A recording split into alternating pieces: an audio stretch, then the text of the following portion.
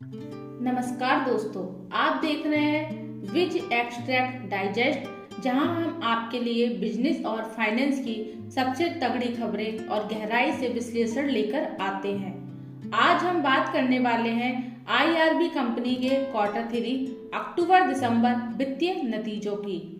इस बार कंपनी के रिजल्ट ने सभी को चौंका दिया है, लेकिन क्या यह सच में शानदार ग्रोथ है या सिर्फ अकाउंटिंग का जादू? चलिए बिना समय गवाए सीधे विश्लेषण शुरू करते हैं। आईआरबी भारत की सबसे बड़ी टोल रोड ऑपरेटर कंपनी है। यह कंपनी हाईवे बनाती है, टोल वसूलती है और इंफ्रास्ट्रक्चर प्रोजेक्ट्स में भी इन्वेस्ट करती है। इसके अलावा इंफ्रास्ट्रक्चर इन्वेस्टमेंट ट्रस्ट में भी इसकी अच्छी खासी हिस्सेदारी है। कंपनी का कारोबार लंबी अवधि के इंफ्रास्ट्रक्चर प्रोजेक्ट्स पर आधारित है, जिससे इसे लगातार टोल कलेक्शन और अन्य स्रोतों से इनकम मिलती रहती है। लेकिन इस बार कंपनी के रिजल्ट्स में एक खास बात है। आइए जानते हैं वह खास बात क्या है। 58,041 करोड़ रुपए का एक्सेप्शनल गेन। अब ये गेन असली है या सिर्फ अकाउंटिंग का खेल? आइए जानते हैं। रेवेन्यू मतलब कमाई। इस तिमाही में कंपनी ने 20,254 करोड़ रुपए का कुल ऑपरेशनल रेवेन्यू दर्ज किया, जो पिछली तिमाही के 15,858 करोड़ रुपए से 27.75% ज्यादा है। आइए जानते हैं इसके मुख्य कारण क्या है। टोल कलेक्शन में इजाफा, नए हाईवे प्रोजेक्ट से बड़ा रेवेन्यू, इन्वेस्ट से अच्छा मुनाफा। प्रश्न यहाँ ये उठता है, क्या ये बढ़त आगे भी बनी रहेगी? अगर टोल कलेक्शन मजबूत रहता है और नए प्रोजेक्ट से कंपनी की इनकम बढ़ती है, तो यह ग्रोथ जारी रह सकती है। कंपनी के अदर इनकम पर एक नजर डाली जाए। अदर इनकम मतलब अन्य आय।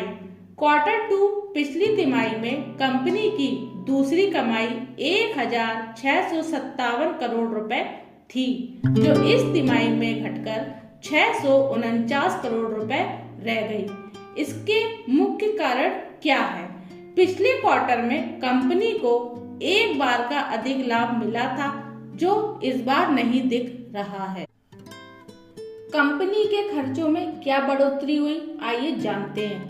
इस तिमाही में कुल खर्च 17,676 करोड़ रुपए रहा, जो पिछली तिमाही के 14,845 करोड़ रुपए से 19% ज्यादा है।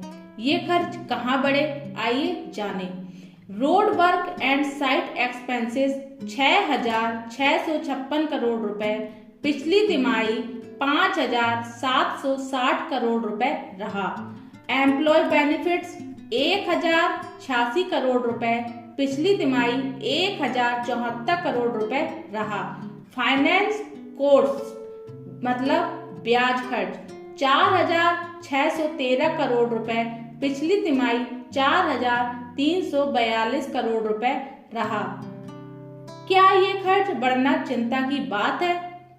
खर्च बढ़ना इंफ्रास्ट्रक्चर सेक्टर में आम बात है, लेकिन कंपनी को अपनी उधारी डेब्ट्स को कंट्रोल में रखना होगा। सबसे बड़ा सवाल यहाँ उठता है, क्या सच में कंपनी ने 60,261 करोड़ रुपए का मुनाफा वाकई में कमाया?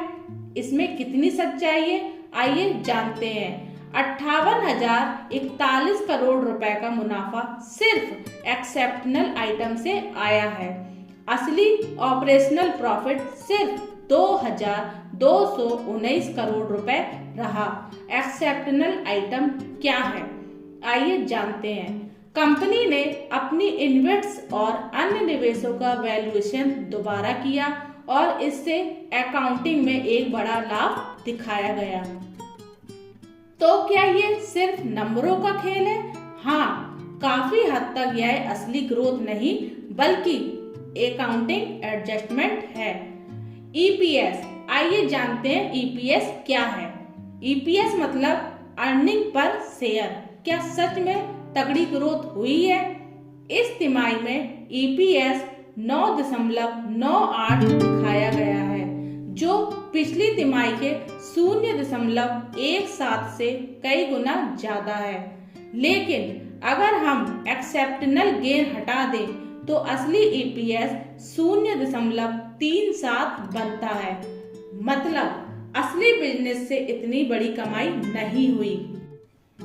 इसमें निवेशकों को क्या करना चाहिए? हमारी राय माने टोल कलेक्शन और असली बिजनेस से ग्रोथ हो रही है, लेकिन इस बार का मुनाफा मुख्य रूप से अकाउंटिंग एडजस्टमेंट की वजह से दिख रहा है। अगर आप लॉन्ग टर्म इन्वेस्टर हैं तो कंपनी के असली ऑपरेशनल ग्रोथ पर ध्यान दें। कंपनी का इंफ्रास्ट्रक्चर बिजनेस मजबूत है, लेकिन असली कैश फ्लो और टोल कलेक्शन की रिपोर्ट पर नजर रखना जरूरी है। आइए इसका निष्कर्ष पर एक नजर डालें। आईआरबी ने इस तिमाही में एक बड़ा नंबर दिखाया है, लेकिन इसकी असली ग्रोथ टोल कलेक्शन और नए प्रोजेक्ट्स पर निर्भर करेगी। कैसा लगा ये विश्लेषण? अगर आपको जानकारी पसंद आई है तो वीडियो को लाइक करें, शेयर करें। हमारे चैनल विज एक्सट्रैक्ट डाइजेस्ट को सब्सक्राइब करना ना भूलें। इस कंपनी को विस्तृत विश्लेषण की फ्री पीडीएफ डाउनलोड करने के लिए डिस्क्रिप्शन में दिए गए लिंक पर क्लिक करें। धन्यवाद। मिलते हैं अगली वीडियो में।